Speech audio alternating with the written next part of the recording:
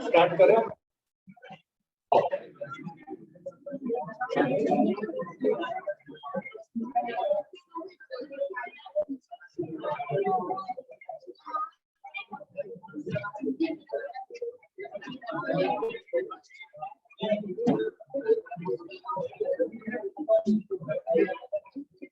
Okay बस,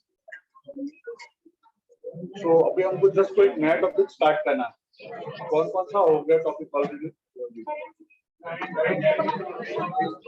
अच्छा, current खत्म हो गया, वे ऑफ गोइंग। ठीक है, हम लोग स्टार्ट करते हैं पहले टॉपिक से, रोटेशनल डायनामिक्स। रोटेशनल डायनामिक्स, ठीक है।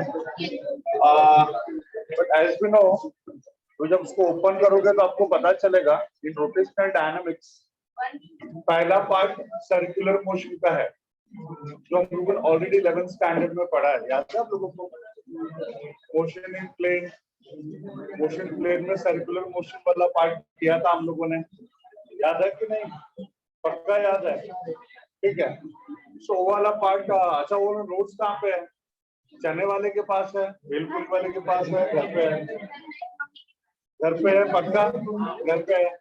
सी प्लीज, आप सब ना जरा उसके ऊपर गो थ्रू कर लेना, हमको वहीं से स्टार्ट करना पड़ेगा इस टॉपिक का।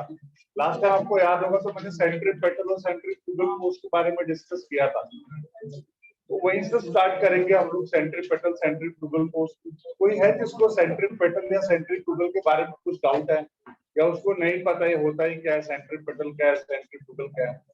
आप में से कोई भी है जिसको नहीं पता है, ईमानदारी से बोल देना, कोई प्रॉब्लम नहीं है बेटा, मैं स्टार्ट करूंगा वहीं से। है डाउट? सेंट्रीपेटल सेंट्रीफ्यूगल के बारे में नहीं जानते हो? ठीक है। और कौन नहीं जानता है? समझ तो पीछे चला गया। ठीक है, शिफ्ट हो जाओ, थोड़ा दिख नहीं रहे वो लोग, इधर शिफ्ट हो जाओ, इधर शिफ्ट, राइट शिफ्ट, तो शिफ्ट हो जाओ। ये कोरोना में चिपक के बैठना जरूरी है बेटा, तो शिफ्ट हो जाओ। इधर से नहीं दिखेगा, उधर से दिखेगा, 10 सेंटीमीटर में दिखना नहीं दिखना होता तेरा। अब आ जा, तेरा बैग असिस्टेंट रखा है।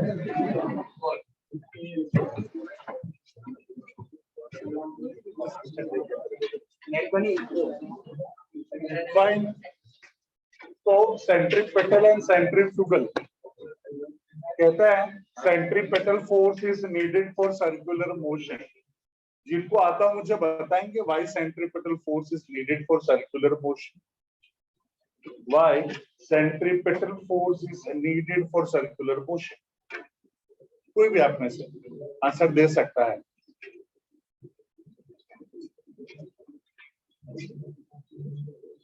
Hello, why centripetal force is needed for circular motion?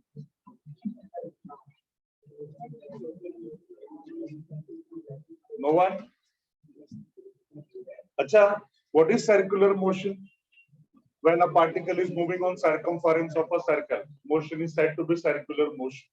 और हम लोगों ने पढ़ा था बेटा, in circular motion direction of motion changes at every point. याद आ रहा है?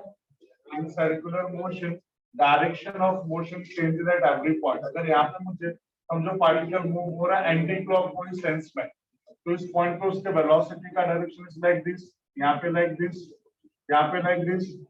At every point its direction is keep on changing, और उसका डायरेक्शन होता है कैसा बेटा बोलो? Along the tangent. याद आ रहा है? Direction is along the tangent. Maths में हम लोगों ने पढ़ा है कि एक पॉइंट पे सिर्फ एक ही टेंजेंट ड्रॉ हो सकता है, एक पॉइंट पे सिर्फ एक ही टेंजेंट ड्रॉ हो सकता है, मतलब हर अलग अलग पॉइंट पे अलग अलग टेंजेंट है। In short we can say in circular motion direction of motion changes at every point. बराबर है कि नहीं? चलो, मुझे फोर्स का डेफिनेशन कौन बताएगा? What is force? फोर्स क्या है? और वो पता था यही बोलोगे, फोर्स बोले तो मां,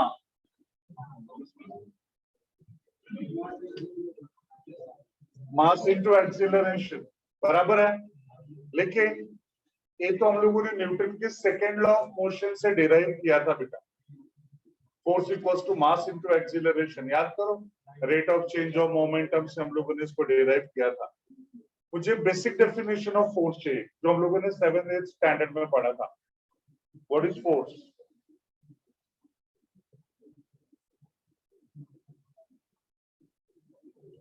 अरे कोई बॉडी रेस्ट में है, आपको मोशन में लाना है तो क्या करोगे?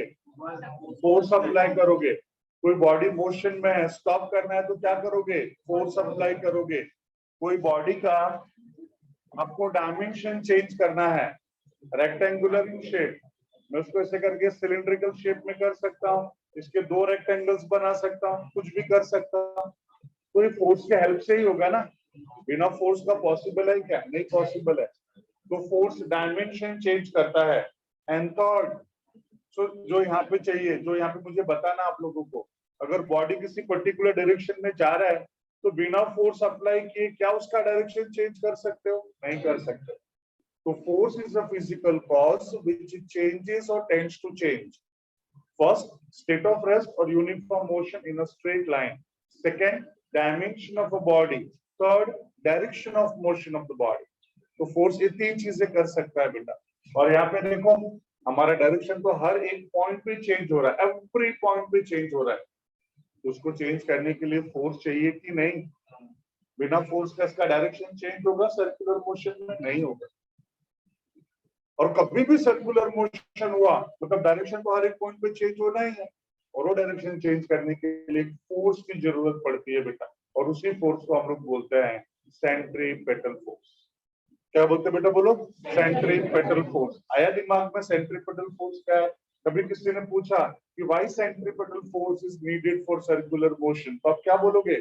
Centripetal force is needed for circular motion in order to change its direction at every point, because in circular motion direction is changing at every point. याद करो, पापा ड्राइव कर रहे हैं, आप लोग बाजू वाली सीट पे बैठे हो, ऐसा कर्व रोड आता है कि पापा कंटिन्यूअसली स्टीयरिंग घुमाते हैं। स्टीयरिंग किसके लिए घुमाते हैं? डायरेक्शन चेंज करने के लिए ना। उस कर्व रोड पे हमारा डायरेक्शन हर एक पॉइंट पे चेंज हो रहा है, इसके लिए पापा कंटिन्यूअसली स्टीयरिंग घुमाते रहते हैं। मेरा बात सबको समझ में आ रहा है? तो फिक्स कर लो बेटा दिमाग में। अगर ये भी नहीं है, पाउच दे बेटा, वो वाला दे, दूसरा वाला पाउच घुमाना वाला, या तुमको घर पे जाके कर लेना खुद से। एक पत्थर को लो, एक छोटा सा स्टोन लो, उसको स्ट्रिंग से टाई करो, ऐसा बर्न करो और छोड़ दो बेटा। अलग अलग पोजीशन पे बर्न करो, अलग अलग पोजीशन पे छोड़ दो उसको, अलग अलग हो जाता है, अलोंग द टेंजेंशियल जाता है कि नहीं? बस इतना याद रखो।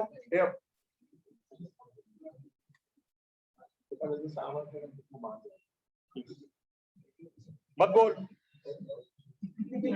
से, मैं बोल रहा था कि in circular motion direction of motion changes at every point.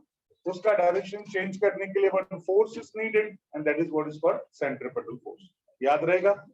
पक्का सबको याद रहेगा? अब आपके मन में ऐसा आएगा, सर कितने सारे अलग अलग सर्कुलर मोशन है, कितने सारे सर्कुलर मोशन है, सबको सेंट्रीपेटल फोर्स आता कहां से है? बेटा अलग अलग केसेस में अलग अलग ओरिजिन है सेंट्रीपेटल फोर्स का। For example, all planets are revolving around the sun in circular orbit. सारे के सारे प्लैनेट्स सर्कुलर ऑर्बिट में रिवॉल्व होते हैं कि नहीं? उसके रिवोल्यूशन के लिए सीधी सी बात है सेंट्रीपेटल फोर्स चाहिए। कौन देता है सेंट्रीपेटल फोर्स? कौन देता है? सन और प्लैनेट के बीच का gravitational force of attraction provides required centripetal force. याद रहेगा सबको? श्योर। हम लोगों ने 9th स्टैंडर्ड में पढ़ा था atom structure. Electrons are revolving around the nucleus in the circular orbit. उस इलेक्ट्रॉन्स के सर्कुलर मोशन के लिए रिक्वायर्ड सेंट्रीपेटल फोर्स कहां से आता है? Positively charge proton and negatively charge electron, इन दोनों के बीच में कौन सा फोर्स ऑफ अट्रैक्शन होगा? Electrostatic force of attraction, and that electrostatic force of attraction provides required centripetal force. आप बोलोगे सर हम लोग हमारी BMW से, फरारी से, ऑडी से, हम लोग भी तो सर्कुलर पाथ पे जाते हैं, कभी ऐसा कोई ट्रैक ऐसा कर्व रहता है, हम वहां से जा रहे हैं तो हम लोग भी सर्कुलर मोशन कर रहे हैं, तो हमें कौन देता है रिक्वायर्ड सेंट्रिपेटल फोर्स? बेटा रोड सरफेस और टायर्स ऑफ द व्हीकल के बीच में फ्रिक्शनल फोर्स है, फ्रिक्शनल फोर्स, वही फ्रिक्शनल फोर्स हमें रिक्वायर्ड सेंट्रीपेटल फोर्स देगा। मान ली बेटा कोई ऐसा कर्व रोड है, ऐसा कर्व रोड है और इधर कॉर्नर पे ना 2 बाल्टी ऑयल गिरा दे, फिर देख कौन सा व्हीकल जाता है आगे? जा पाएगा बेटा? क्योंकि वहां पर उसका टर्निंग है, उसको अपना डायरेक्शन चेंज करना है, और वो डायरेक्शन चेंज करने के लिए हमें हेल्प कौन करने वाला है? Frictional force. बट हम लोगों ने ऑयल गिरा के फ्रिक्शनल फोर्स खत्म कर दिया, हमारा डायरेक्शन चेंज हो पाएगा? सीधा वहां से उड़ते जाएंगे, किधर जाएंगे पता नहीं, लेकिन सर्कुलर पाथ पे तो नहीं जा पाएंगे। मेरा बात सबको समझ में आ रहा है मैं क्या बोल रहा हूँ? तो सर्कुलर पाथ पे force of friction provides us required centripetal force. अब लोग सर अभी थोड़ी देर पहले आप बोल रहे थे कि एक स्टोन लो, स्ट्रिंग से टाई करो और ऐसा वर्क करो, तो सर वो स्टोन भी तो सर्कुलर मोशन परफॉर्म कर रहा है, उसको कहां से मिलता है रिक्वायर्ड सेंट्रीपिटल फोर्स? उसको रिक्वायर्ड सेंट्रीपिटल फोर्स आता है टेंशन की वजह से। वो जो स्ट्रिंग के अंदर का टेंशन है ना बेटा, वो हमें रिक्वायर्ड सेंट्रीपिटल फोर्स देता है। टेंशन नहीं होगा, सर्कुलर मोशन नहीं होगा।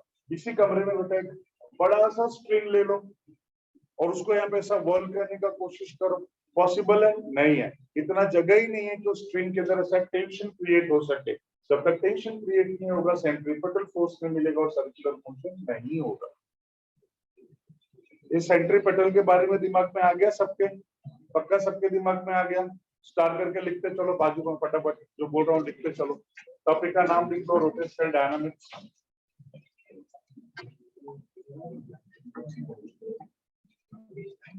Dynamics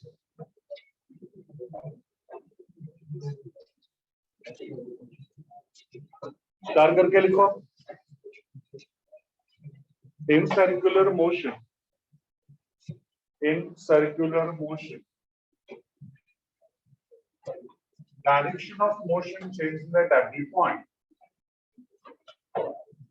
In circular motion,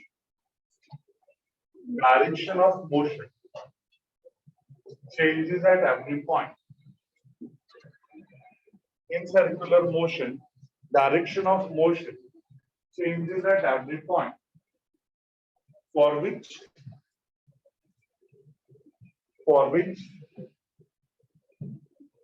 one force is needed,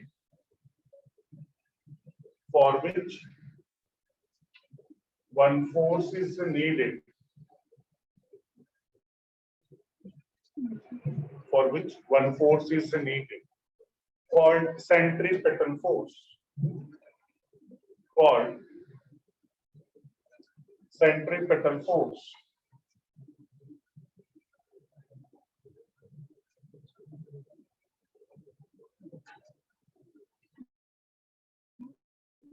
done? ये हो गया। अभी मैंने तो 4 पॉइंट आपके साथ डिस्कस किया था कि प्लैनेट्स के मोशन के लिए रिक्वायर्ड सेंट्रीपिटल फोर्स कौन देता है? Gravitational force. इलेक्ट्रॉन्स के सर्कुलर मोशन के लिए कौन देता है? Electrostatic force. हमारे मोशन के लिए ऑन द कर्व पाथ कौन देता है? Frictional force. और वो स्ट्रिंग के लिए टेंशन। इसको अपने ओन वर्ड्स में लिख दो, आपके पास 2 मिनट है, फटाफट लिख लो जरा जल्दी। अपने ओन वर्ड्स में लिख लो चारों भी पॉइंट्स, इंपॉर्टेंट है ये चारों भी पॉइंट्स, फटाफट लिख लो सब अपने ओन वर्ड्स में।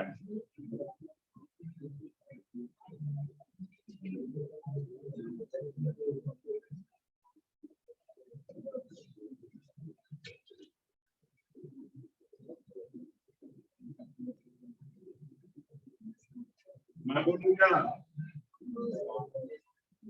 मैं बोलूं? लिखो।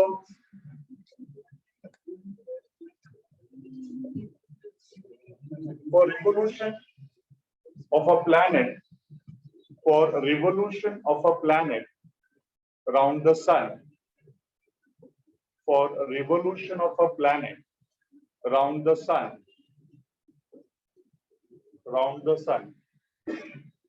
required a centripetal force,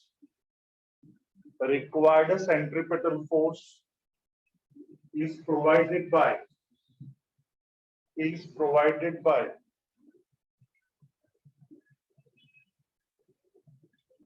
gravitational force of attraction, is provided by gravitational force of attraction, gravitational force of attraction.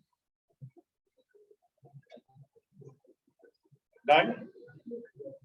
Done? Next, write down. For revolution of electrons around the nucleus,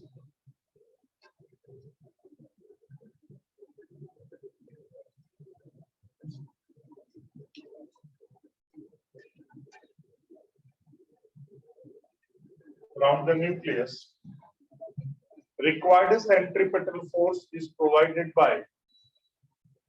Required centripetal force is provided by. Is provided by electrostatic force of attraction. Electrostatic force of attraction. Electrostatic force of attraction. Electrostatic force of attraction.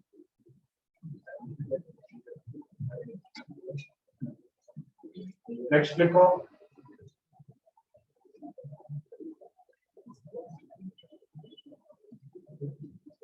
For motion on the circular path.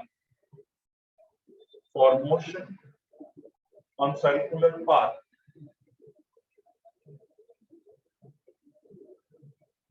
Required centripetal force is provided by. Required centripetal force is provided by.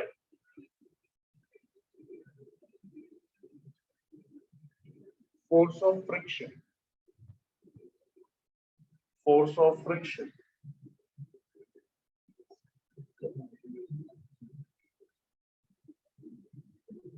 Next.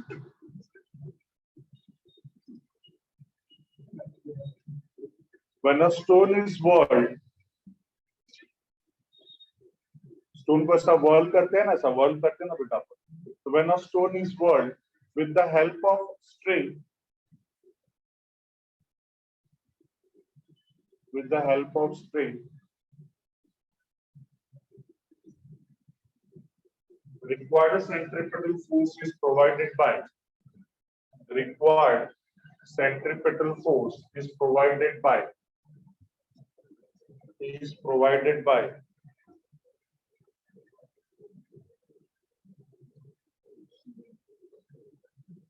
tension in the string. Tension in the string.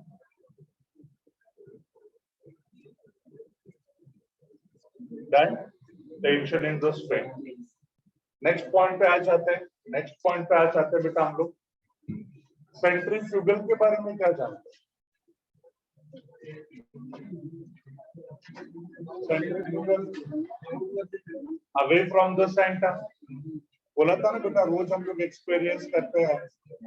हम लोग हमारे BMW में जा रहे हैं, हमारा driver drive कर रहा है, जिसको लेफ्ट टर्न लेता है हमको राइट के साइड में फोर्स एक्सपीरियंस होता है. राइट टर्न लेगा, लेफ्ट के साइड में फोर्स एक्सपीरियंस होगा.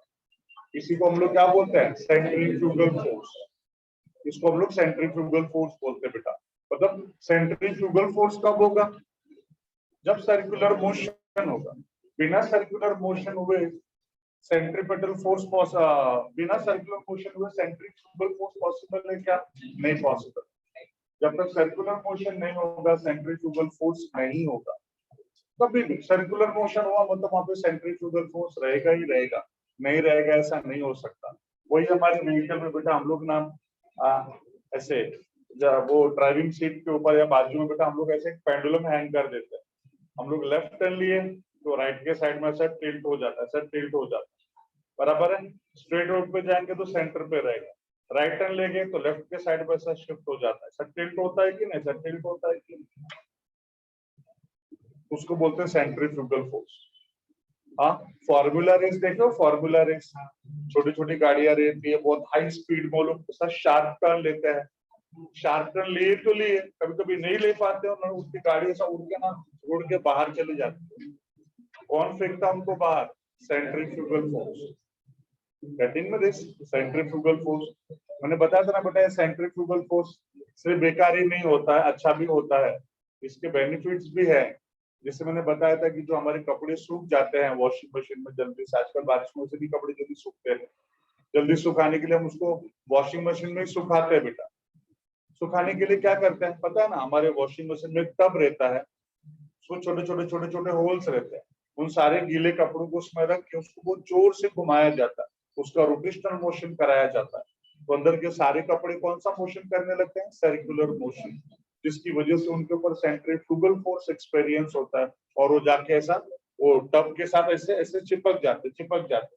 अब वो सेंट्रीफ्यूगल फोर्स की वजह से उन छोटे छोटे होल्स में से इतने बड़े बड़े कपड़े तो पास नहीं हो सकते, बट कपड़ों के अंदर के वाटर मॉलिक्यूल्स से बाहर निकल जाते बेटा, और हमारा कपड़ा सूख जाता है।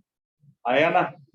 ठीक उसी तरह से आपको याद होगा, मम्मी हमारे लिए ना घर पे घी वगैरह बनाती है, मक्खन वगैरह बनाते हैं, पता है ना बेटा, दूध में या दही के पानी में मम्मी वो एक ऐसा डिवाइस रहता है, क्या बोलते हैं उसको हम लोग, मथनी बोलते हैं, थिंग्स वो मथनी से रईस ऐसा जो भी बोलते हैं, उसको ऐसे ऐसे करते हैं, ऐसे ऐसे करते मतलब अंदर का लिक्विड के अंदर कौन सा मोशन होता है बेटा, बोलो, सर्कुलर मोशन।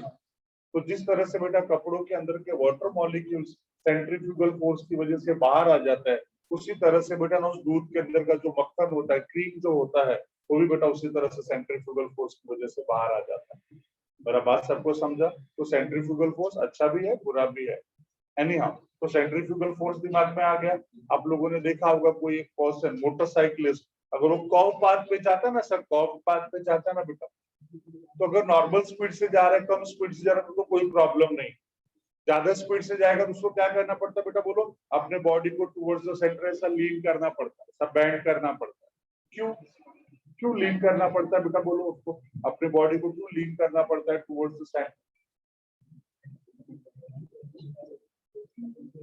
आदत रहता है बेटा, अगर उसको मैं इधर ऐसा पुल कर रहा हूँ, इधर आ रहा है कि नहीं, ऐसा आ रहा है कि नहीं, ऐसा पुल कर रहा हूँ तो बराबर है। अगर इधर नहीं आना चाहता है तो किधर फोर्स अप्लाई करेगा, बोलो, सेम लाइन के पीछे के साइड पे फोर्स अप्लाई करेगा कि नहीं? तो बेटा सेंट्रीफ्यूगल फोर्स किधर एक्ट होता है, बस बोल, इसको भगा इसको नाले, उठ उठ जल्दी, नाले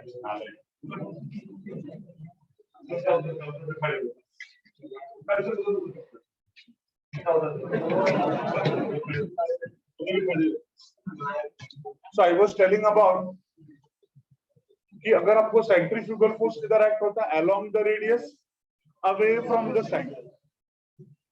तो अगर भाई सेंट्रीफ्यूगल फोर्स उसको उठा के बाहर फेंकने का कोशिश कर रहा है, बट मोटरसाइकिलिस्ट रोड के बाहर जाना चाहेगा क्या? कोई भी नहीं जाना चाहेगा। तो उस फोर्स को बैलेंस करने के लिए क्या करता है, कोई खींच रहा है इधर, तो उसको बैलेंस करने के लिए ऐसा फोर्स अप्लाई करता है। Hope you are getting me this. तो सेंट्रीफ्यूगल फोर्स हमेशा किधर एक्ट होता है, along the radius, away from the centre. और उसको बैलेंस करने के लिए अंदर के जो पैसेंजर है, फोर व्हीलर के पैसेंजर है, जो मोटरसाइकिलिस्ट है, वो किधर फोर्स अप्लाई करेगा, टुवर्ड्स द सेंटर। इसके लिए बेटा उनको ऐसे बैंड होना पड़ता है। Is that clear? सेंट्रीफ्यूगल के बारे में दिमाग में आ गया बेटा। यहाँ पे डिस्टिंग्विश लिख लेंगे आप लोग फटाफट, एक डिस्टिंग्विश लिख लेते हैं सेंट्रीपेटल और सेंट्रीफ्यूगल का, फिर इसको आगे प्रोसीड करेंगे। तो लिखो सब लोग, distinguish between centripetal force and centrifugal force. Distinguish between centripetal and centrifugal force. Distinguish between centripetal and centrifugal force. बीच में एक लाइन मार लो, एक तरफ लिखो सेंट्रीपेटल फोर्स, उसके बाजू में लिखो centrifugal force.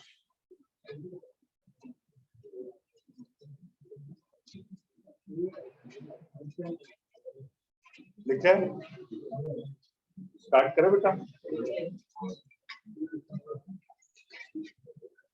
Write down.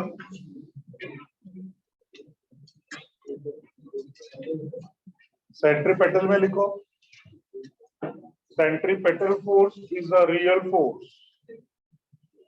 Centripetal force is a real force. Centripetal force is a real force. बाजू में लिखो, centrifugal force is non-real force. Centrifugal force is non-real force. और उसको क्या बोलते हैं, इमेजिनरी फोर्स। और करके इमेजिनरी फोर्स लिखो, और इमेजिनरी फोर्स और pseudo force. Pseudo force, PSEUDO, pseudo force, PSEUDO, pseudo force. बेटा सूडो फोर्स बोले तो नॉन रियल फोर्स और इमेजिनरी फोर्स। अब आपके मन में ऐसा आएगा सर सेंट्रीपेटल को आप रियल बोल रहे हो और सेंट्रीफ्यूगल को नॉन रियल, ऐसा क्यों? ऐसा इसलिए बेटा कि सेंट्रीपेटल की केस में कोई ना कोई फोर्स हमारे बॉडी पे एक्ट हो रहा है, या तो ग्रेविटेशनल फोर्स या इलेक्ट्रोस्टैटिक फोर्स या फ्रिक्शनल फोर्स या टेंशन करके हमारी बॉडी को फोर्स एक्सपीरियंस हो रहा है, बराबर है कि नहीं? लेकिन सेंट्रीफ्यूगल फोर्स में कोई हमारी बॉडी पे फोर्स एक्सर्ट ही नहीं करता। आप अपने BMW में बैठे हो, लेफ्ट टर्न लेने पे राइट, राइट टर्न लेने पे लेफ्ट, क्या आपके बाजू में बैठ के कोई आपको पुश या पुल कर रहा है? क्या नहीं कर रहा है, फिर भी आपकी बॉडी को फोर्स एक्सपीरियंस हो रहा है ना। मतलब कोई हमारी बॉडी को फोर्स एक्सर्ट नहीं करता है, उसके बावजूद भी हमें फोर्स एक्सपीरियंस होता है। इसके लिए हम उसको क्या बोलते हैं बेटा, बोलो? नॉन रियल फोर्स और सूडो फोर्स और इमेजिनरी। याद रहेगा। दूसरा पॉइंट लिखो, centripetal force is responsible for circular motion. Centripetal force is responsible for circular motion.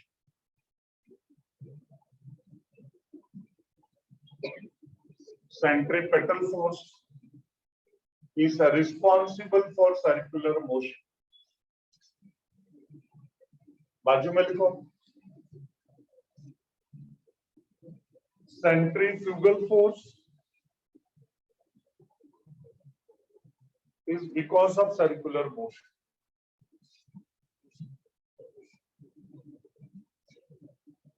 Centrifugal force is because of circular motion. Is because of circular motion. लिखिए, दो point हो गए। तीसरा पॉइंट लिखो, centripetal force is acting. Centripetal force is acting along the radius towards the center. Along the radius towards the center. Along the radius towards the center.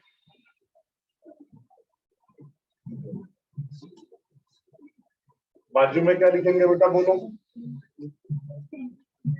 Centrifugal force is acting along the radius away from the center. Along the radius away from the center. Along the radius away from the center.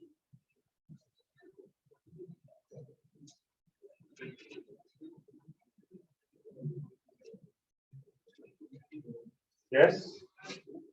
Next, write down. Next, write down.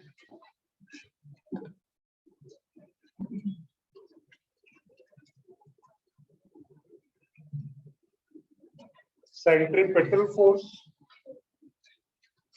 Centripetal force exists. Centripetal force exists in inertial frame of reference. Exists in inertial frame of reference. Centripetal force exists in inertial frame of reference. Inertial frame of reference. Inertial frame of reference.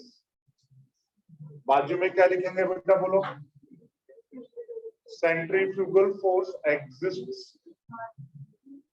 Centrifugal force exists in non-inertial frame of reference. Exists in non-inertial frame of reference. बेटा inertial और non-inertial के बारे में क्या बोलोगे? क्या होता है पता है ना? हम 11th स्टैंडर्ड में पढ़ा था हम लोगों ने, लॉज ऑफ मोशन में, frame of reference, inertial frame of reference and non inertial frame of reference. अच्छा ठीक है, तो सुन लो क्या है, ध्यान से सुनो जरा सब लोग। फ्रेम ऑफ रेफरेंस क्या है, इनर्शियल फ्रेम ऑफ रेफरेंस क्या है, non inertial frame of reference क्या है। ऐसा मैं बोल सकता हूँ कि आप लोगों का फ्रेम ऑफ रेफरेंस अलग है और मेरा फ्रेम ऑफ रेफरेंस अलग है। क्यों? क्योंकि आप लोग स्टूडेंट हो, मैं सर हूँ। अरे हाँ ना, इसके लिए ना, ऐसा कुछ नहीं है। ऐसा इसलिए क्योंकि किसी भी एक मोशन को जब आप डिस्क्राइब करोगे और मैं डिस्क्राइब करूंगा तो आपका डिस्क्रिप्शन अलग होगा और मेरा डिस्क्रिप्शन अलग होगा। फॉर एग्जाम्पल अगर ये मार्कर ऐसा मैं थ्रो करूं, ऐसा फेंकूं, तो मेरा स्टेटमेंट क्या होगा इसके मोशन को लेके कि this marker is moving away from me, और आप लोगों का क्या होगा, टुवर्ड्स मी। मेरा बात समझा? मतलब सेम मोशन को मैं भी डिस्क्राइब कर रहा हूं और आप भी डिस्क्राइब कर रहे हो, बट मेरा डिस्क्रिप्शन अलग और आपका डिस्क्रिप्शन अलग है। मतलब हम लोगों का फ्रेम ऑफ रेफरेंस सेम नहीं है। मेरा बात सबको समझ में आ रहा है बेटा? अगर मैं यहाँ पे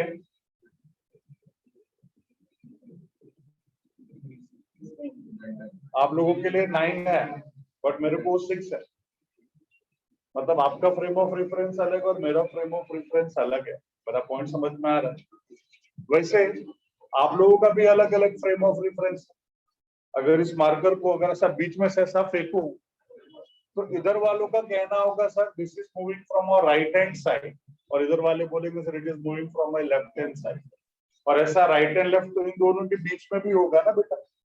मतलब मैं ऐसा बोल सकता हूँ हर पर्सन का, हर पॉइंट का बोल सकते हो। फ्रेम ऑफ रेफरेंस अलग अलग है। तो एक्चुअली फ्रेम ऑफ रेफरेंस क्या है? फ्रेम ऑफ रेफरेंस एक पॉइंट है, एक पोजीशन है, जिस पोजीशन पे खड़े रह के या बैठ के हम किसी भी मोशन को ऑब्जर्व करते हैं।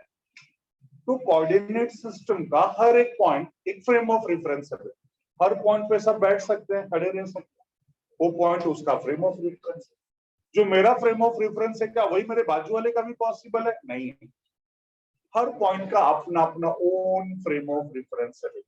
तो हमारा ऑब्जर्वर जहां पे खड़े रह के या बैठ के किसी भी मोशन को ऑब्जर्व कर रहा है वो उसका फ्रेम ऑफ रेफरेंस। अभी जो फ्रेम ऑफ रेफरेंस है दो तरह के होते हैं। एक होता है इनर्शियल फ्रेम ऑफ रेफरेंस, दूसरा होता है non inertial frame of reference. Inertial frame of reference क्या है? जिसमें Newton's first law of motion obey होता है, वो है इनर्शियल। और जिसमें Newton's first law of motion obey नहीं होता उसको हम बोलते हैं नॉन इनर्शियल। अब बोलोगे sir Newton's law of motion obey होना या नहीं होने का क्या मतलब? जैसे बेटा Newton's first law of motion याद है ना, every body continues to its state of rest और uniform motion in a straight line unless it is acted upon by external unbalance force. पढ़ा है कि नहीं बेटा? बस वही चीज यहाँ पर भी है। मतलब इन शॉर्ट उसका स्टेटमेंट का मतलब क्या है कि अगर मैं किसी बॉडी को फोर्स एक्सर्ट कर रहा हूँ, किसी बॉडी को ऐसा फोर्स एक्सर्ट कर रहा हूँ और बॉडी को फोर्स एक्सपीरियंस हो रहा है, मतलब वो इनर्शियल फ्रेम है। मैं किसी बॉडी के ऊपर फोर्स एक्सर्ट कर ही नहीं रहा, फिर भी उसको फोर्स एक्सपीरियंस हो रहा है, मतलब वो नॉन इनर्शियल फ्रेम है। न्यूटन का यही कहना है ना, रेस्ट मतलब किसी बॉडी के ऊपर फोर्स अप्लाई करेंगे तो उसको फोर्स एक्सपीरियंस होगा। अगर हम किसी बॉडी पे फोर्स अप्लाई नहीं करेंगे तो क्या उस बॉडी को फोर्स एक्सपीरियंस होगा? नहीं होगा। लेकिन जहां पे मतलब जहां पे ये फॉलो हो रहा है, मतलब वहां पे न्यूटन्स लॉ ऑफ मोशन ओबे हो रहा है, और जहां पे फॉलो नहीं होता वहां पे Newton's law of motion obey नहीं हो रहा। तो in the case of centripetal force, कोई ना कोई फोर्स हमारे बॉडी बैक होता है करके हमें फोर्स एक्सपीरियंस होता है। बट सेंट्रीफ्यूगल फोर्स में कोई हमारी बॉडी पे फोर्स एक्सर्ट नहीं कर रहा है, बावजूद उस पे हमको फोर्स एक्सपीरियंस हो रहा है। हेंस सेंट्रीफ्यूगल किस में चला जाएगा? Non inertial. और सेंट्रीपेटल किस में चला जाएगा? इनर्शियल। ये आया सबके दिमाग में? तो ये जो नहीं पढ़ा था मैं 2 मिनट देता हूँ, अपने ओन वर्ड्स में लिख लो कि फ्रेम ऑफ रेफरेंस क्या है, इनर्शियल क्या है और non inertial frame of reference. 2 minute बेटा अपने ओन वर्ड्स में लिख लो फटाफट, जल्दी।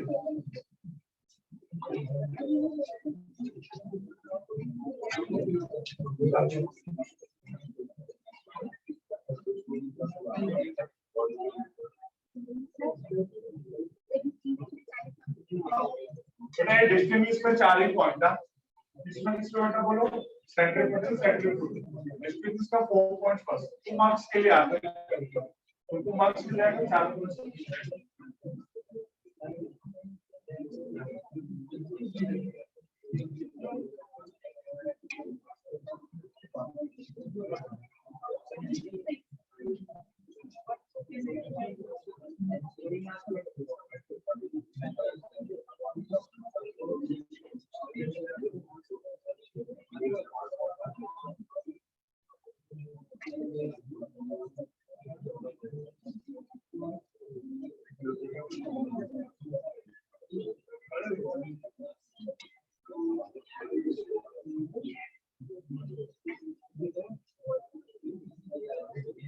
ओके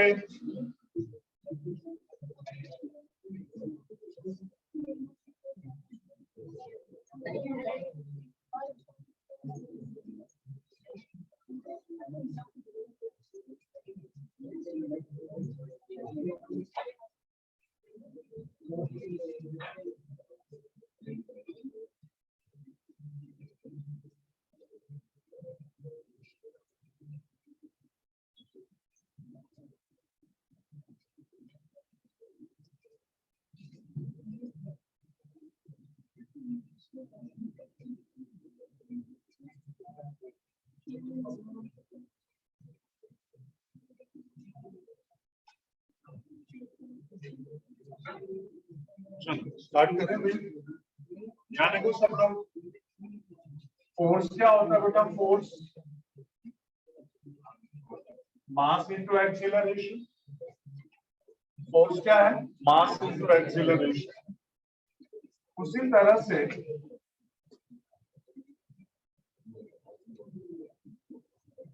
सेंट्रीपेटल फोर्स क्या होगा? मास into centripetal acceleration. Centripetal force FCP. CP centripetal. मास तो m है बेटा, लेकिन सेंट्रीपेटल एक्सीलरेशन के हमारे पास 3 फार्मूले थे। 11th स्टैंडर्ड में हम लोगों ने डिराइव किया था 3 फार्मूलास। पहला फार्मूला क्या है?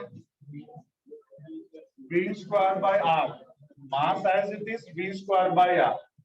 दूसरा ये मास एज इट इज, और सेंट्रीपेटल का दूसरा फार्मूला r ओमेगा स्क्वायर। तीसरा फार्मूला v ओमेगा। यस, तो सेंट्रीपेटल फोर्स के 3 फार्मूले हो गए, mv square by r, mr omega square, mv omega. और यही हमारा सेंट्रीफ्यूगल फोर्स भी होता है। वही हमारा क्या होता है बेटा? बोलो, सेंट्रीफ्यूगल फोर्स। इक्वली रहते हैं बेटा। फर्क क्या हो जाता है बोलो? ये एक्ट होता है टुवर्ड्स द सेंटर, ये एक्ट होता है away from the centre. Magnitude remains the same. मेरा बात सबको समझा बेटा? तो सेंट्रीपेटल के या सेंट्रीफ्यूगल के ये हमारे पास 3 फार्मूले हैं। ठीक है, तो आप लोग इसको भी ऐसा लिख लो। ठीक है, यहीं से लिख लो ना, पता रहेगा। फोर्स मां होता है, एम तो सब जगह पे सेम। सेंट्रीपेटल फोर्स है तो सेंट्रीपेटल एक्सीलरेशन ऐसा लिखो। कम ऑन, लिखो जल्दी।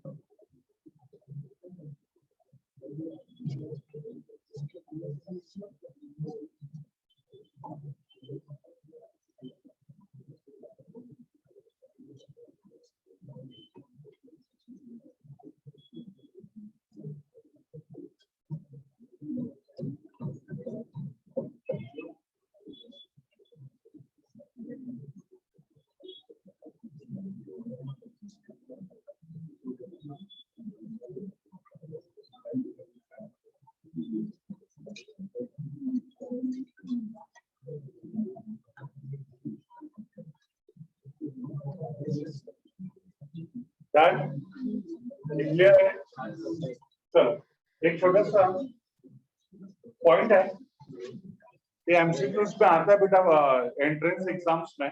जरा डिस्कस करते हैं, इसी दोनों के बेसिस पे है। लिखो, स्टार्ट करके लिखो।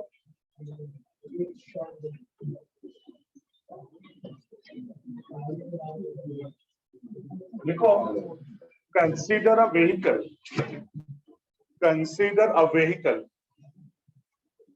of mass m, consider a vehicle of mass m moving with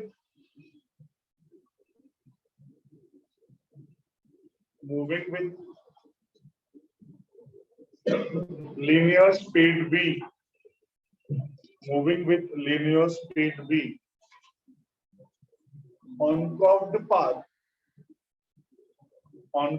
path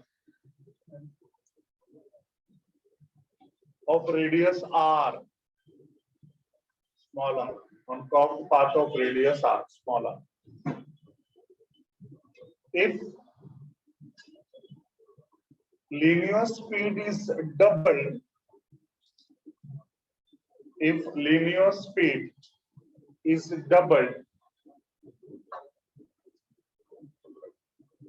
then centrifugal force becomes 4 times. Centrifugal force becomes 4 times.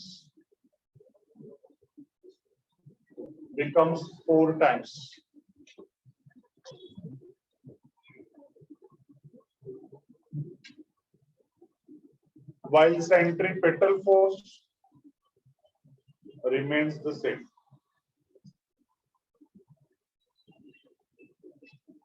पढ़ के देखो, कुछ गड़बड़ लग रहा है क्या?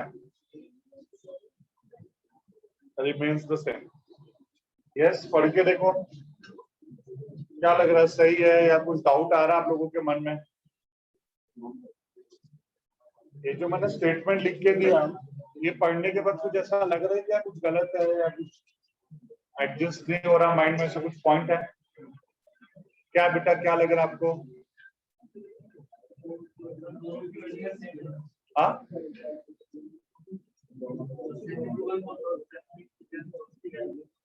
सेम होती है, फिर वो 4 टाइम्स बढ़ जाता है, सेंट्रीपेटल क्यों नहीं बढ़ रहा है? ऐसा मतलब आपका ऐसा कहने का मतलब है, थैंक यू, आपका ऐसा कहने का मतलब है कि सर अभी आपने बताया सेंट्रीपेटल का फार्मूला होता है mv स्क्वायर बाय r, और वही हमारा होता है सेंट्रीफ्यूगल फोर्स। वही व्हीकल है, मास है, रेडियस है। अब बोल रहे सिर्फ स्पीड को डबल कर दिया, तो मैंने ऐसा लिख के दिया कि सेंट्रीफ्यूगल फोर्स 4 टाइम्स बढ़ जाता है। फोर्स उतना का उतना ही रहेगा। ये जो मैंने लिख के दिया एकदम सही लिख के दिया है बेटा, उसको कुछ गलत नहीं है। लेकिन अभी आपके मन में ऐसा डाउट है कि सर ऐसा कैसा बोल रहे हो आप, जब एक ही फॉर्मूला है दोनों के लिए। तो पहले तो आप हमको ये बताओ कि स्पीड डबल किया तो फोर्स 4 टाइम्स कैसे बढ़ गया, पहले वो हमको बताओ। दूसरा पॉइंट, सिर्फ यही क्यों 4 टाइम्स बढ़ा, सेंट्रीपेटल क्यों नहीं 4 टाइम्स बढ़ा, उसका एक्सप्लेनेशन दो आप। बराबर है कि नहीं? तो हम सबसे पहले देखते हैं कि सेंट्रीफ्यूगल फोर्स 4 टाइम्स बढ़ता कैसे है। यहाँ देखो, अगर इन दोनों इक्वेशंस को हम कंपेयर करें तो क्या व्हीकल का मास चेंज होगा क्या? वो जो कर्व्ड पाथ है उसका रेडियस चेंज होगा क्या? नहीं। ये दोनों भी चीजें तो चेंज नहीं होंगी ना बेटा। तो फोर्स का वेलोसिटी के साथ क्या आ गया बोलो? Direct variation. तो यहाँ पे हम बोल सकते हैं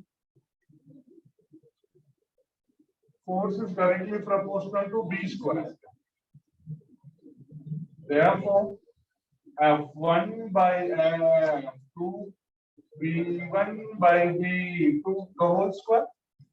डायरेक्ट वेरिएशन है तो ऐसे ही लिखेंगे ना बेटा। इनवर्स होता तो क्या लिखते थे? F1 upon F2 equals to V2 by V1। But यहाँ पे हम लोग क्या लिखेंगे? डायरेक्ट है तो F1 upon F2 is V1 by V2। Bye वो लोगों ने हमको बोला है V2 is 2 times of V1, बोला है ना बेटा। बाद वाला स्पीड क्या हो गया? इनिशियल स्पीड का डबल। तो F1 is F1, F2 is F2, V1 is V1 और V2 की जगह पे क्या लिख सकता हूँ? 2V1 उसका स्क्वायर, V1 V1 छू 1/2, 1/2 का स्क्वायर बोले तो 1/4 means what is F2 is equals to 4 times of F1। एक चीज आ गया बेटा, 4 टाइम्स कैसे बढ़ गया, दिमाग में आ गया सबके? चलो ये तो आ गया।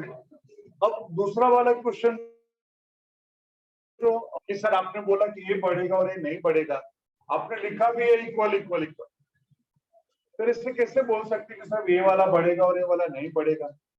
अच्छा, मैं आपसे एक लॉजिकल बात करता हूँ, बाद में उसका मैं प्रॉपर आंसर भी दूंगा। एक लॉजिकल बात करता हूँ। सेंट्रीपेटल फोर्स किधर एक्ट होता है? Towards the centre. और सेंट्रीफ्यूगल फोर्स किधर एक्ट होता है? Away from the centre. Centrifugal force हमेशा हमको उठा के रोड के बाहर फेंकने का कोशिश करता है और सेंट्रीपेटल फोर्स वैसा उसको नहीं करने देता, हमें सेंटर की तरफ होल्ड करके हमें बैलेंस करके रखता है। एक राज की बात तो ऐसी है बेटा कि एक स्पीड तक ये दोनों सेम ही रहेंगे, बट एक स्पीड से ज्यादा स्पीड पे जब हम जाएंगे ना बेटा तो सिर्फ सेंट्रीफ्यूगल फोर्स बढ़ता है और सेंट्रीपेटल फोर्स नहीं बढ़ता।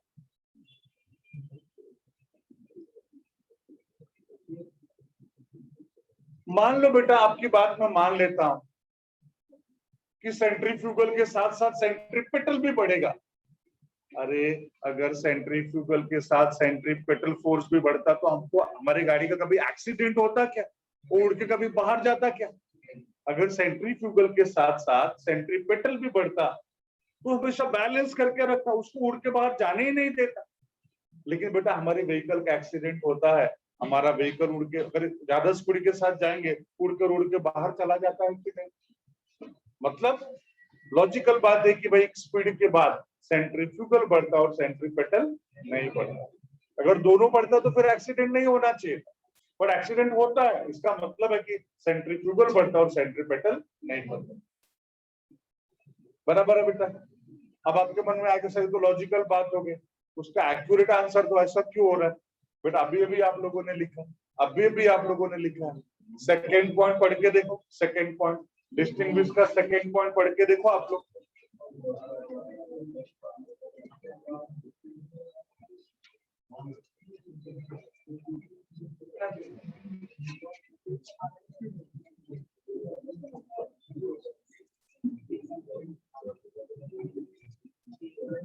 यस, यही पढ़ा ना, सर्कुलर मोशन सेंट्रीपेटल फोर्स पे डिपेंड है।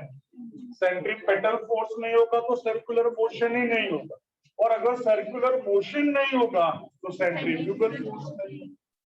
इसका मतलब है अगर इस सर्कुलर मोशन में कुछ भी फर्क होता है, कुछ भी चेंजेस होता है, तो उसका चेंज किधर होगा? सेंट्रीफ्यूगल को होगा। सेंट्रीपेटल को होगा क्या? नहीं होगा। मेरा बात समझ में आ रहा है? सर्कुलर मोशन में अगर कुछ भी चेंज होता है तो सेंट्रीफ्यूगल को फर्क पड़ेगा, because centrifugal depends on circular motion. But बेटा इसके चेंज की वजह से इसको तो कोई फर्क नहीं पड़ेगा, क्योंकि ये तो उसके ऊपर डिपेंड ही नहीं करता, ये तो उसके ऊपर डिपेंड ही नहीं करता ना। मेरा बात सबको समझा है? पक्का सबको समझा है? आप बोलोगे सर ये सेंट्रीपेटल कभी चेंज नहीं होता क्या? होगा ना बेटा चेंज। कब चेंज होगा? जिसके ऊपर ए डिपेंड करता है तो उनमें चेंजेस होगा तो उसको फर्क पड़ेगा। ए किस पर डिपेंड करता है बेटा? बोलो। ये डिपेंड करता है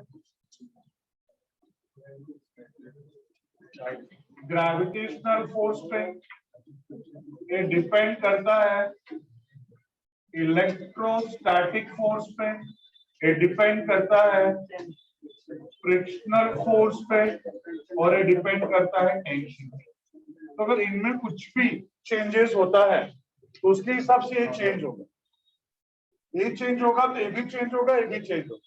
लेकिन अगर इसमें कुछ चेंजेस हो रहा है तो सिर्फ सेंट्रीफ्यूगल में होगा, सेंट्रीपेटल में नहीं। दिमाग में आ गया है सबके? पक्का सबको समझ में आया है? ठीक है, ये तो आप लिखो ही, ये तो आप लिखो ही। इसके साथ में ना सोच, लिख करके सोचो। एक दूसरा क्वेश्चन मैं आप लोगों को बोलता हूँ बेटा, एक्शन और रिएक्शन कैसा होता है? इक्वल एंड अपोजिट होता है बेटा। ये सेंट्रीपेटल और सेंट्रीफ्यूगल फोर्स भी तो वैसा ही एक्ट हो रहा है, इक्वल एंड अपोजिट। एक वेलोसिटी के बाद सेंट्रीफ्यूगल बढ़ जाता है, एक वेलोसिटी तक सेंट्रीपेटल सेंट्रीफ्यूगल दोनों इक्वल ही रहता है ना। तो equal in magnitude, opposite in direction बेटा। इसके बावजूद भी हम इन दोनों को एक्शन और रिएक्शन नहीं बोल सकते, नहीं बोल सकते है कि नहीं है, लेकिन हम बोल नहीं सकते कोई एक्शन और रिएक्शन नहीं है बेटा उधर। तो ऐसा क्वेश्चन आता है एंट्रेंस में, क्वेश्चन है ऐसा कि as being equal and opposite centripetal and centrifugal forces are not action and reaction। चार ऑप्शंस दिए रहेंगे, सोच के देखो, ये लिखो, लिखते लिखते सोचो कि भाई जब दोनों इक्वल एंड अपोजिट है तो फिर एक्शन और रिएक्शन क्यों नहीं है। कम ऑन, इसको लिखो और सोचो fast.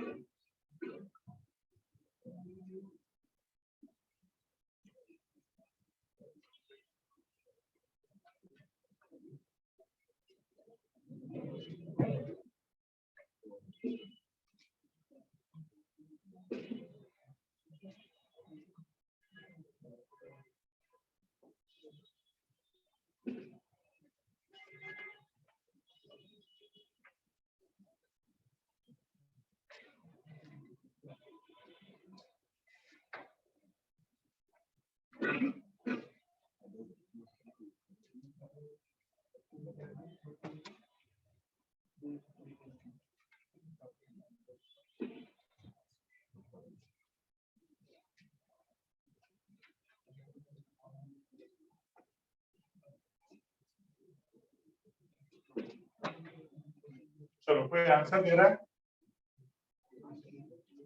Being equal and opposite दोनों एक्शन और रिएक्शन क्यों नहीं है? फिर भी फोर्स तो एक्ट हो रहा है ना, फोर्स तो एक्ट हो रहा है।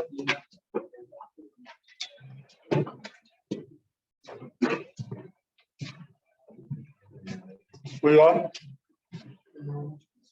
चलो मैं बोल दूं, सीधा पॉइंट पे आ जाते बेटा। कृष्ण को भी देखा, वो उड़ता है, उड़ने से पहले क्या करता था? क्या?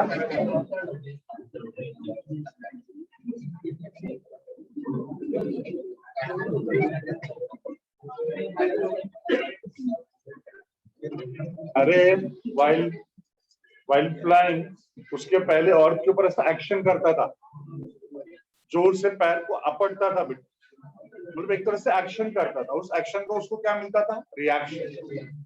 अब खुद सोच के देखो, वो एक्शन कहाँ पे कर रहा था? ऑन सरफेस पे, और रिएक्शन किसको मिलता था?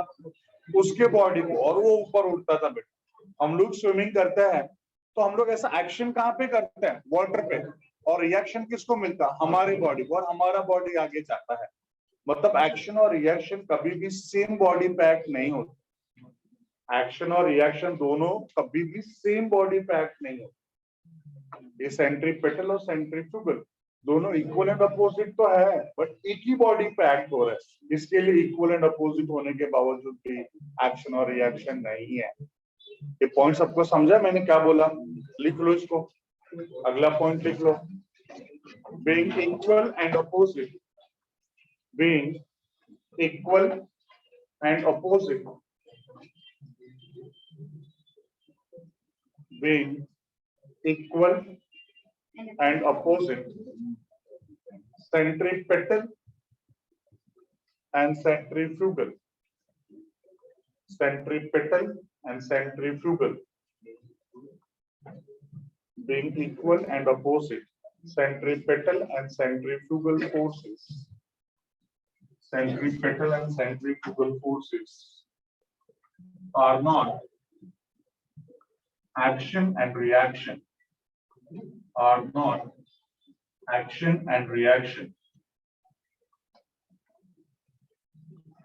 because both are acting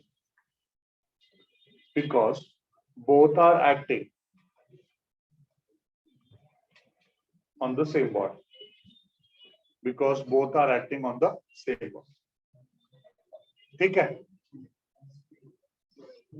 एक ऐसा क्वेश्चन आता है, अगर स्पीड डबल कर दिया या 3 टाइम्स बढ़ा दिया तो टेंडेंसी ऑफ ओवरटर्न कितना हो जाता है? टेंडेंसी ऑफ ओवरटर्न मतलब ऐसा उड़ जाना बाहर, कौन फेंकता है? मतलब टेंडेंसी ऑफ ओवरटर्न बोले तो सेंट्रीफ्यूगल फोर्स, और सेंट्रीफ्यूगल फोर्स बोले तो mv स्क्वायर बाय आर। तो अगर स्पीड बढ़ेगा 2 टाइम्स तो टेंडेंसी कितना टाइम बढ़ जाएगा? 4 टाइम्स। स्पीड बढ़ेगा 3 टाइम्स तो टेंडेंसी कितना टाइम बढ़ जाएगा? 9 टाइम्स। स्क्वायरिंग है ना, 9 टाइम्स। मेरा बात सबको समझ में आ रहा है? ये पॉइंट सबको समझा है? तो ऐसा चाहिए तो लिख लो, tendency of overturn equals to centrifugal force equals to mv square by are.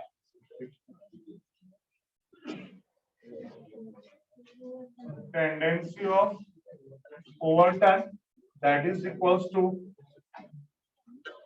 centrifugal force, that is equals to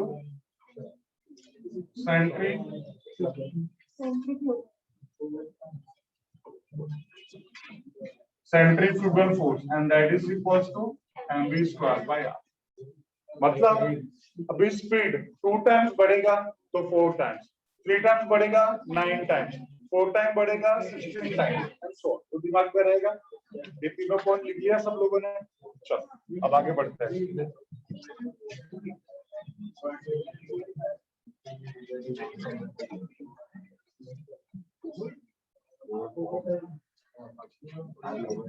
Tendency of overturn is centrifugal force, that is mv square by r।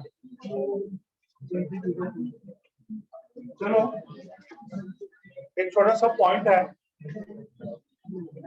Hill station पे जब हम जाते हैं, सुनो रे, while moving towards hill stations, पता ना बेटा उसके रास्ते से zigzag होते हैं। क्यों zigzag होता है? इसका आंसर कोई बता सकता है? हिल स्टेशंस पे जाने वाले रास्ते zigzag क्यों होते हैं?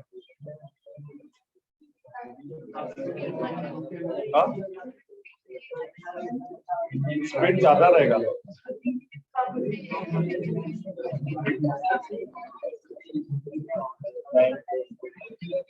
हाँ, कोई बकवास करना कर, तो बकवास ही करता है। तेरा जोड़ीदार इतना अच्छा है। हाँ बेटा, वाई पाथ्स आर zigzag? बहुत सिंपल सा लॉजिक है बेटा। ये देखो, अभी ऐसा एक ऐसा रास्ता बना दो सीधा जाने के लिए ऊपर, यहाँ से यहाँ तक, या उसको ऐसे zigzag रास्ते से जाके ऐसे यहाँ तक बना दो। देख, हम लोग ऐसे जाए तो और ऐसे जाए तो हमारा वर्क डन तो सेम ही है ना, हाइट सेम है, वर्क डन सेम है। अब हमारा पावर क्या होता है? Power work upon time. Power is equals to work upon time. अगर हम यहाँ से ऐसे जाते हैं, ऐसे जाते हैं बेटा, पावर टाइम, zigzag रास्ते से जाते हैं तो पावर और टाइम। वर्क तो दोनों ही केसेस में सेम है क्योंकि सेम जगह पे हम जा रहे हैं। और अगर ऐसे जाएंगे बेटा तो हमको टाइम क्या लगेगा? कम लगेगा। और ऐसे जाएंगे तो हमको टाइम, अगर टाइम कम लग रहा मतलब पावर क्या है? ज्यादा। टाइम ज्यादा लग रहा मतलब पावर क्या है? कम। अगर ऐसे बेटा हम लोग जाने का होगा ना तो वही जा पाएगा ना जिसका पावर ज्यादा होगा। वो व्हीकल्स जो हाई पावर वाले वो तो एनी हाउ चले जाएंगे, जिसका पावर कम हो कैसे जा पाएंगे बेटा? नहीं जा पाएंगे। मेरा बात सबको समझ में आ रहा है मैं क्या बोल रहा हूँ? मेरा बात सबको समझ में आ रहा है? क्या पॉइंट है इसका? क्या पॉइंट है सबको समझा? तो zigzag बनाने के पीछे का रास्ता है कि भले टाइम ज्यादा लगेगा बट कम पावर वाले लोग भी धीरे धीरे पहुंच तो जाएंगे। नहीं तो इस केस में बेटा जो हाई पावर वाले देंगे वही जा पाएंगे, बाकी लोग नहीं जा पाएंगे। बराबर है, पॉइंट सबको समझा। इसका एक और आपको एग्जांपल देता हूँ, लाइव एग्जांपल। बेटा ना हम लोग यहाँ से जाते हैं तो इगतपुरी पता है, इगतपुरी, इगतपुरी उसके बाद नासिक, नासिक रोड आता है, फिर आगे का ऐसा भुसावल साइड, जलगांव साइड जाते हैं तो बेटा बीच में ना इगतपुरी आएगा। इगतपुरी बोले तो ऐसा पूरा पहाड़ है, उधर उसके आगे थोड़ा बारिश चालू होता है, मुंबई वाले लोग पहुंच जाते हैं इगतपुरी, सब वाटरफॉल वगैरह रहता है, फॉग जैसा, मतलब फॉग तो बहुत ज्यादा रहता है, उसका नाम ही है फॉग सिटी। इगतपुरी का दूसरा नाम क्या है, फॉग सिटी। ऐसा है, सब लोग वहाँ पे एंजॉय करने के लिए पहुंच जाते हैं। एनी मैं क्या बोलना चाहता हूँ, उसके आगे जब ट्रेनें जब उधर से आती थी पहले, आज से 10-12 साल पहले, 15 साल पहले, तो बेटा वहां पे ना डबल इंजन लगता था ट्रेनों। कभी कभी अगर आपको देखने को मिलेगा तो कभी देखना, अच्छा पहाड़ के ऊपर से ट्रैक्स वगैरह बनाए हुए थे, तो डबल इंजन लगता था। क्यों? उनको ऊपर चढ़ के आना पड़ता था। अभी क्या कर दिया बेटा, सब जगह पे टनल बना दिया, तो पहाड़ के अंदर अंदर से हम लोग चले आते हैं। तो अभी उतना पावर लगेगा क्या? बेटा अब डबल इंजन की जरूरत ही नहीं पड़ती। पहले डबल इंजन के बिना ट्रेन जा भी नहीं सकता था, आ भी नहीं सकता था, और अब आराम से जा आ सकता। क्यों बेटा? तो रीजन है कि वो टनल बना दिया, अब ऊपर चढ़ने की जरूरत ही नहीं है, जिगजैग रास्ते बना दिए, आराम से धीरे धीरे धीरे रास्ते निकल जाते। मेरा पॉइंट सबको समझा? तो ये है जिगजैग बनाने के पीछे का रीजन, कि भाई कम पावर वाले भी जा सकते। खैर ये तो इन जनरल पॉइंट था, इस टॉपिक से उसका कुछ रिलेशन नहीं है। इस टॉपिक से मुझे क्या पढ़ाना आप लोगों को, कि जब हम हिल स्टेशन पे जाते हैं तो लिखा रहता है your maximum safe speed is this much, लिखा रहता है ना।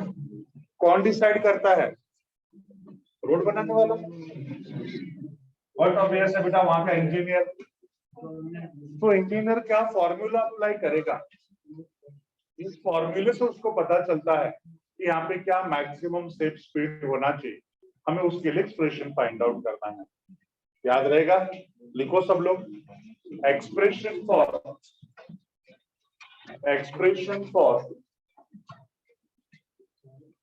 एक्सप्रेशन फॉर मैक्सिमम और ऑप्टिमम, मैक्सिमम या optimum, expression for maximum or optimum speed of a vehicle on curved path.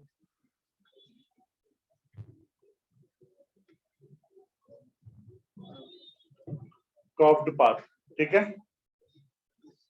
अब जरा सुनेंगे सब, इसका आंसर स्टेटमेंट के फॉर्म में ही है, लास्ट में दो फार्मूले हैं सिर्फ, तो लिखो, स्टार्ट करो, उसका आंसर लिखो, write down.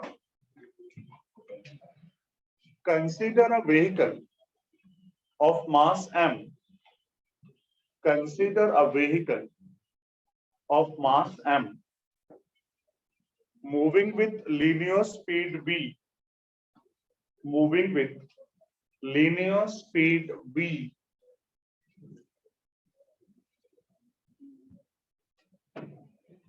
on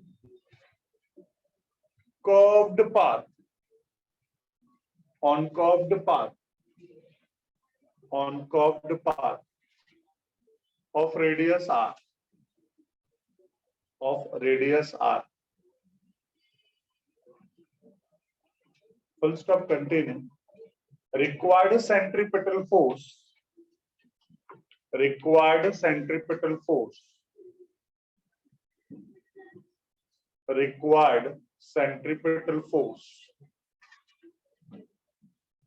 for circular motion of the vehicle, for circular motion of the vehicle, for circular motion of the vehicle is provided by, is provided by, is provided by force of attraction, sorry, provided by force of friction, provided by force of friction, provided by force of friction, provided by force of friction. Yes, सब सुन रहा है? Provided by force of friction. ठीक,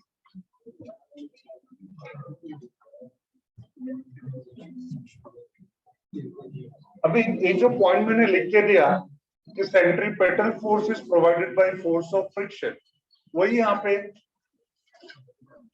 derivation का starting point हो जाएगा। ये देखो क्या लिखेंगे यहाँ पे, सेंस सेंट्रीपेटल फोर्स कौन प्रोवाइड कर रहा है बेटा, बोलो? Force of friction. Centripetal force का फॉर्मूला बोलो, और फोर्स ऑफ फ्रिक्शन क्या होता है? म्यू एन, याद है? म्यू एन पढ़ा था 11th स्टैंडर्ड में, याद है कि नहीं? फोर्स ऑफ फ्रिक्शन डिपेंड करता है coefficient of force of friction और नॉर्मल रिएक्शन, पता है कि नहीं? ये फॉर्मूला हमारा है mu N, where mu is coefficient of force of friction and is normal reaction। Clear है ना नॉर्मल रिएक्शन के बारे में?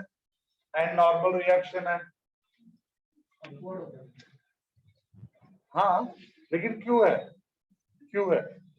देखो हम लोगों ने पढ़ा है ना Newton's third law of motion, for every action there is equal and opposite reaction, for every action there is equal and opposite reaction, पढ़ा हम लोगों ने। तो हमारी बॉडी का वेट किधर एक्ट होता है? डाउनवर्ड्स। अभी जैसे इसको मैं इसका हाथ पकड़ के इधर पुल किया तो इस तरह कैसे शिफ्ट हो गया? अगर हमारे बॉडी पे ग्रेविटेशनल फोर्स एक्ट हो रहा है downwards, we should also get inside the earth like Sita मैया, अंदर चले जाना चाहिए कि नहीं अगर फोर्स एक्ट हो रहा है तो? लेकिन हम लोग जाते हैं नहीं जाते, क्यों?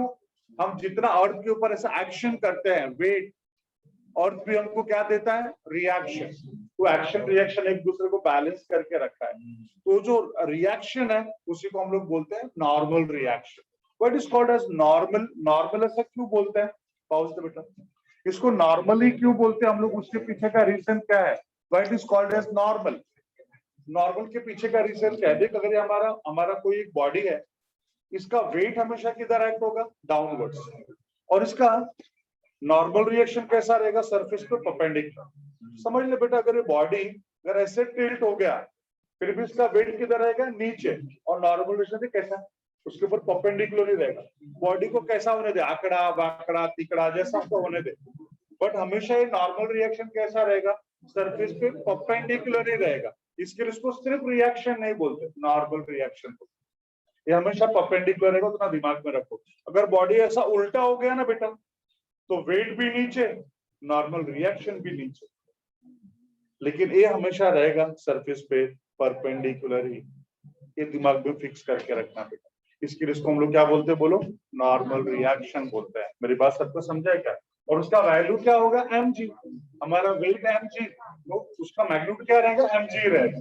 यहाँ पे हम क्या लिख सकते हैं? अगला point,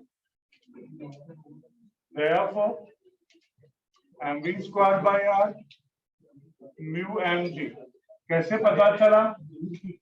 n equals to mg, m और m cancel, v square is equals to mu rg, तो v का वैल्यू क्या हो जाएगा?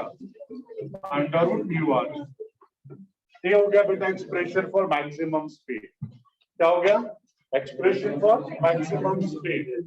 बेटा मेरे वेट एक सिंपल सा क्वेश्चन आता है एंट्रेंस में, वो लोग ऐसा पूछता है कि एक 200 kg का व्हीकल है, उसका मैक्सिमम सेफ स्पीड है 40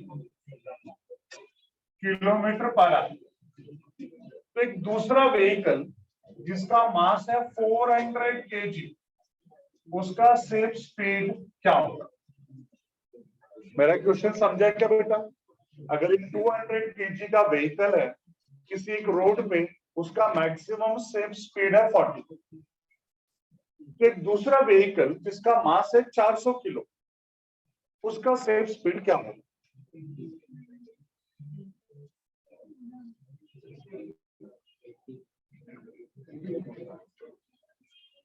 फुकाफिकेशन सोच समझ के आंसर दो।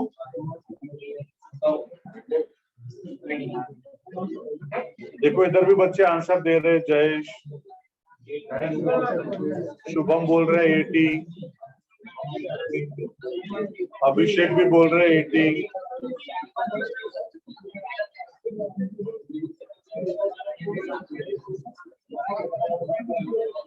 ओके, जयेश ने सही आंसर दिया बेटा। जयेश प्रजापति ने एकदम सही आंसर दिया है और वो सही आंसर है। It will remains the same, 40 रहेगा, चेंज नहीं होगा। अरे बेटा तुम लोग ध्यान से देखते नहीं हो, बस अपने गप्पा गुस्सी या फिर दूसरे काम में ही लगे रहते। यहाँ पे क्लियर दिख रहा है v इक्वल्स टू √μrg, मतलब यहाँ पे मास है ही नहीं। मतलब this maximum speed is independent of mass of the vehicle, mass पे डिपेंड ही नहीं करता। और वैसे भी थोड़ा लॉजिक लगा के सोच के देखो, जब हम लोग कॉ पाथ पे जाते, हिल स्टेशन पे जाते हैं, तो ऐसा लिखा रहता है क्या? बस वाले 80, कार वाले 60, बाइक वाले 40, स्कूटी वाले 20, साइकिल वाले 10, पैदल 5, लिखा रहता है। सबके लिए एक ही स्पीड रहता है ना, मतलब इट इज इंडिपेंडेंट उस व्हीकल का मास क्या है। मेरा बात सबको समझ में आ रहा बेटा? तो यहाँ पे हम लोग क्या करेंगे, इसको छापो पहले और यहाँ पे लिखना maximum speed is independent of mass of the vehicle, और इसको ऐसा लिख के रखना। सनी कैसा बाबा बनाया था, ऐसा लिख के रखना। दूसरी बात सुन मेरी बात, देख मैंने क्या हेडिंग डाल के दिया, एक्सप्रेशन फॉर मैक्सिमम और ऑप्टिमम स्पीड। और क्वेश्चन को ऐसे ही ट्विस्ट करते हैं। क्या बोलेंगे बेटा पता है क्वेश्चन में? Show that maximum speed is independent of mass of the vehicle. अगर मैंने ये सब डिस्कस नहीं किया होता तो तुम लोग क्या बोलते? अगला क्वेश्चन तो सर ने पढ़ाया ही नहीं। लेकिन एक बात बोल बेटा, हम लोग को कुछ अलग लिखना है क्या? यही लिखना है। किसी को और कैसे पूछ सकते हैं? show that maximum speed depends on coefficient of force of friction. It depends on radius of the curved path. It is independent of mass of the vehicle. It depends on acceleration due to gravity. इन सब के लिए same to same लिखना है, कुछ भी change नहीं है। आया ना? तो इस तरह से जरा थोड़ा ध्यान देके पढ़ाई करेंगे। वो क्वेश्चन में कभी बेटा फिजिक्स का पेपर में सच बता रहा हूँ, हर साल बोर्ड के एग्जाम के बाद, चलो इस बार तो भी मौका नहीं आया, एग्जाम ही नहीं हुआ, ये तो हर साल फिजिक्स के पेपर के दूसरे दिन टाइम्स ऑफ इंडिया में सारे पेपर में फिजिक्स का पेपर ऐसा था वैसा था, ऐसा था वैसा था। ये सब नालायक है बेटा, मैं सच बता रहा हूँ। आज तक फिजिक्स का पेपर कभी डिफिकल्ट आया ही नहीं है। तुम्हारे दिमाग में भर दिया गया है फिजिक्स डिफिकल्ट। एक बात बता बेटा, हम लोग जो पढ़ रहे हैं बहुत डिफिकल्ट है क्या? बस हमारे दिमाग में साइकोलॉजी किसी ने भर दिया, फिजिक्स बोले तो डिफिकल्ट, बस उसी को कैरी फॉरवर्ड कर। बेटा वो लोग कुछ नहीं करते फिजिक्स के पेपर में। अगर मान लिया, अगर उन लोगों ने ऐसा पूछने के बजाय थोड़ा घुमा के पूछ दिया तो लोगों ने गलत कर दी। पढ़ने वाले गलत नहीं कि ध्यान से नहीं पढ़ते। छापो बोलना तो सही बात है।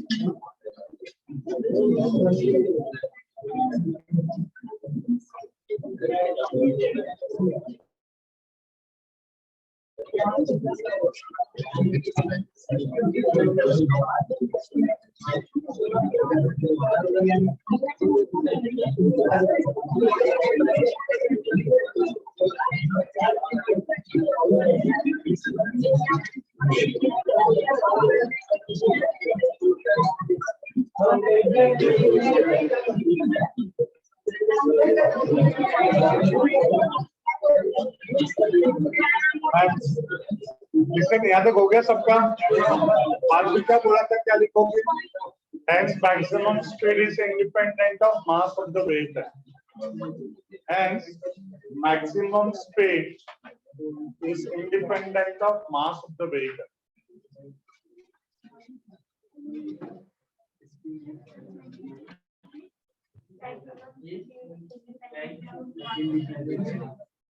Mass of the vehicle. Done? ठीक है?